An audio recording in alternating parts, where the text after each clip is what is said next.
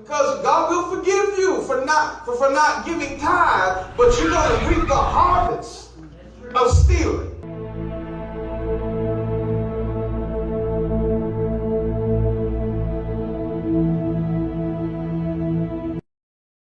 Indoctrination. For those unaware, to indoctrinate is to teach a person or group to accept a set of beliefs uncritically. Cults seem to put an emphasis on the uncritically portion of the accepted definition, probably because, unlike, say, a business, the leader's main concern is always a belief system that is at the foundation of the cult. In a business or a criminal enterprise, the beliefs, practices, and morals of the organization can often take a back seat to obvious pursuits like income, relationships with other groups or individuals, or public relational goals. Cults almost always take their members to mental, emotional, and even physical extremes in order to indoctrinate them. The indoctrination itself is a remarkably powerful action and characteristic of a cult, and that's illustrated by the fact that other characteristics of the Big Seven are often needed to complete the necessary indoctrination needed. For instance, isolation often plays a big role, as does deception. Historically, tactics involving social isolation, deception, sexual acts, love bombing, repetitive physical labor, repetition of prayers or mantras, financial manipulation, negative reinforcement, and lifestyle control have proven to be some of the most effective ways of indoctrinating members into the belief systems of the most successful cults. Oftentimes, like what we've heard here in multiple interviews of Sisters in Christ Hope Village survivors and volunteers, the belief system of a given cult can change at the drop of a dime. This usually speaks to the psychologically unpredictable nature of the cult leader. What truly matters is that members are fully aware that if it's discovered that they do not live by the beliefs of the cult, or even worse, question them and or mock them, they will be punished and or excommunicated. Excommunication from any interconnected group or society will create strife in the lives of the exiled member, but in cults, excommunication normally means completely destroyed reputation and lives. In extreme cases, it has led to the loss of life.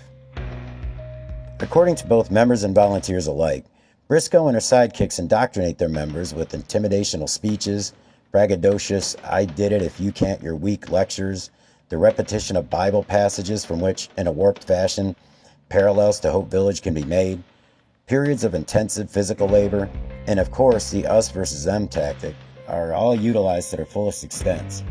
An additional indoctrinational tactic used by Briscoe and company is the forced labor that is loading and unloading of mass donations. Being that they're intended for the members themselves, yet they'll never possess or use them. There's an almost novel psychological game being played there that seems as though it adds quite a bit of shame to feelings and stories of the members. And they don't want strangers coming to their village because strangers have a tendency to badmouth things they don't understand. Oh yeah, you had to live up to their standards and do exactly what they said and follow by every one of the rules. But it was mostly helping them get rid of the donations. They were, especially there was one male and one female that were like she called the one what'd she say, house person? House.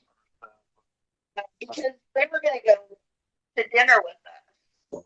And we said, well, can you leave? Or, and she said, oh yeah. She said her name, and she said she's my house person.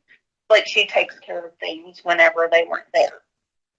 And then we also noticed that the male, everything that needed done, she would call for him, do this, do that, do this, do that. And that night she called everybody. It was like 8 o'clock at night, and we was all in our pajamas and getting comfy and stuff, and she called us out there in the cold, in the rain and shit, to do that piss test. And right, to do it that way, and then it was like a woe is me story. Yeah, I didn't take it as motivational at all. I took it as this is what I went through. This is my story. And I did drugs just like you, and I'm no different than you, and hello, I barely did drugs. Basically, cocaine was my go-to, but that was it. It was just always drugs.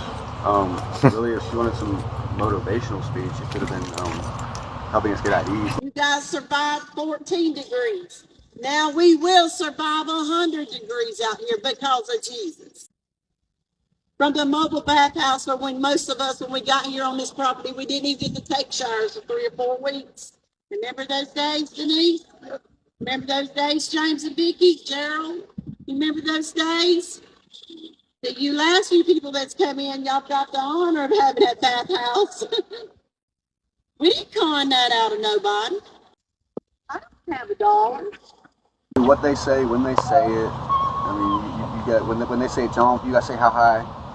You can't go off and do what you want to do.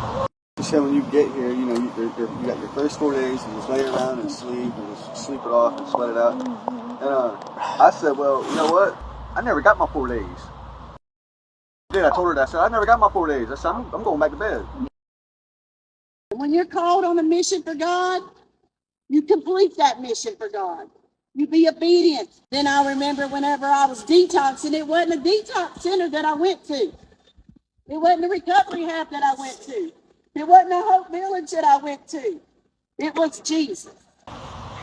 Basically, you know, they just did as she said and as she wanted. And, you know, like her picture perfect people to have, you know, and The one she could mold and shape. The one means I chose you.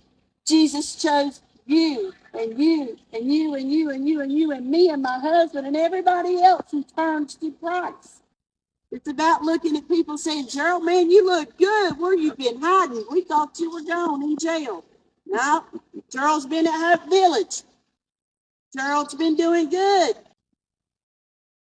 she honestly just made it up as she went. Like every day there was a new rule added onto the thing. Oh yeah. So it was like I've noticed that after like a week or so being there, and I came in the tent, you know, talking to her. I was like, man, she's just making rules up as she's going. Like, damn. Like, she said she's been doing this before for a while and helping people, and you would think if she's been doing this for a little while and helping these people, she would already have a set list of rules.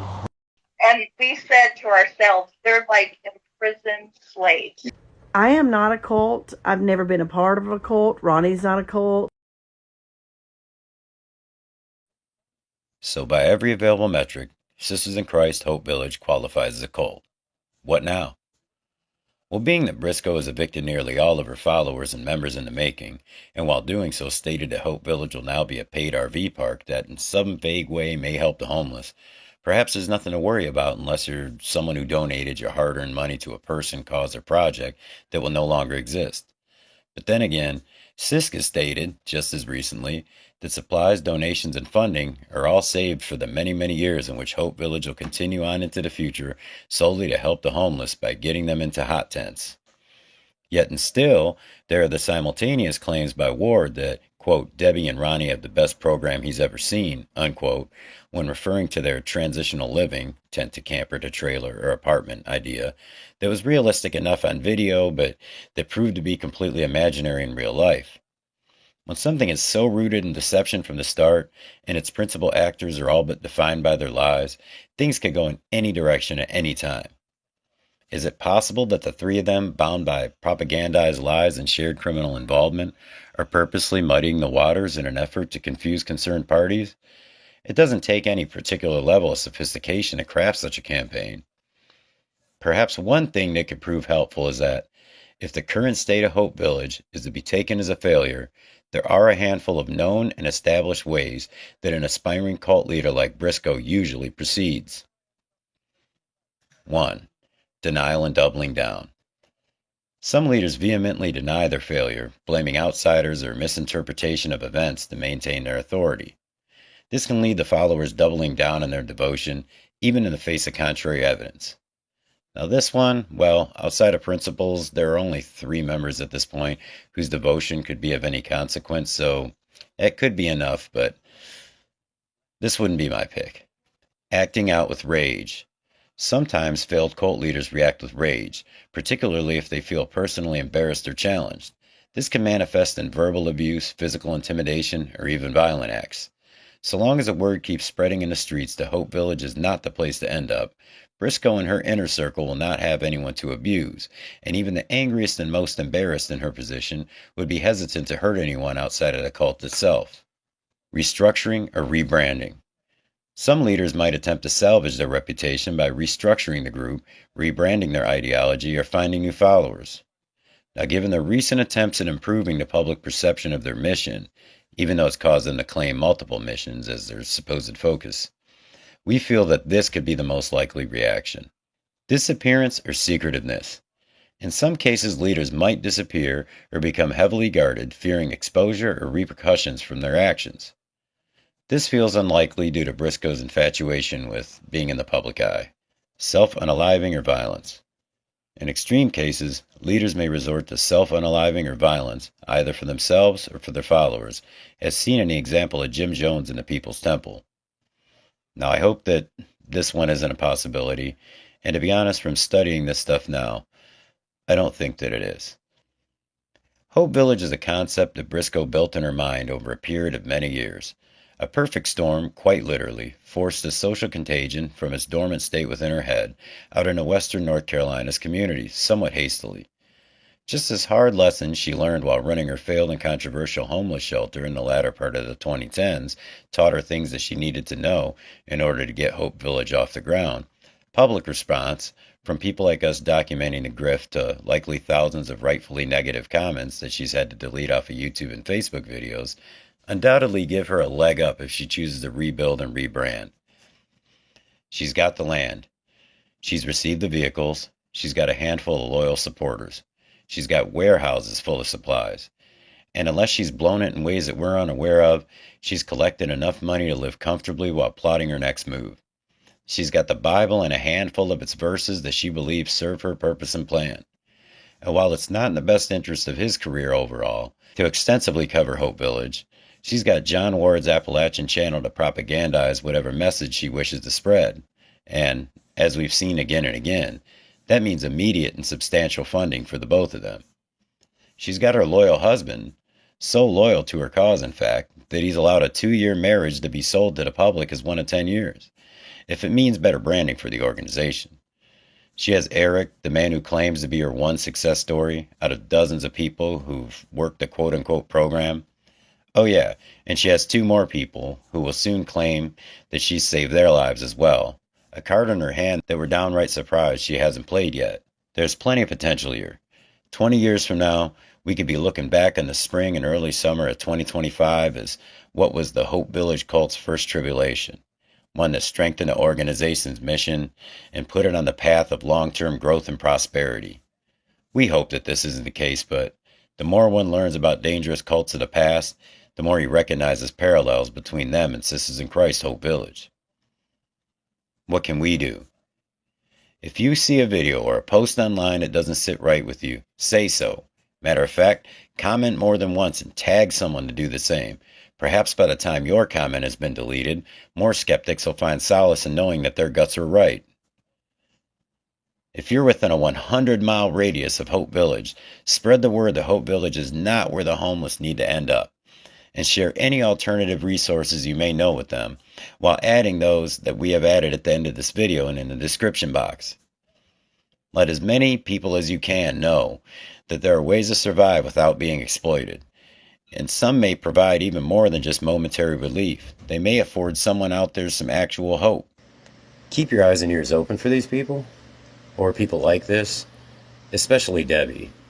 Her behavior is clearly a pattern. It's pathological. She's never going to stop doing this or something similar to this. But individuals and groups like this, they usually pop up someplace else. Different organizational name possibly, or even their name may be different, but their game's going to be the same. They're going to be exploiting someone for illicit income of some sort. If you see something, say something.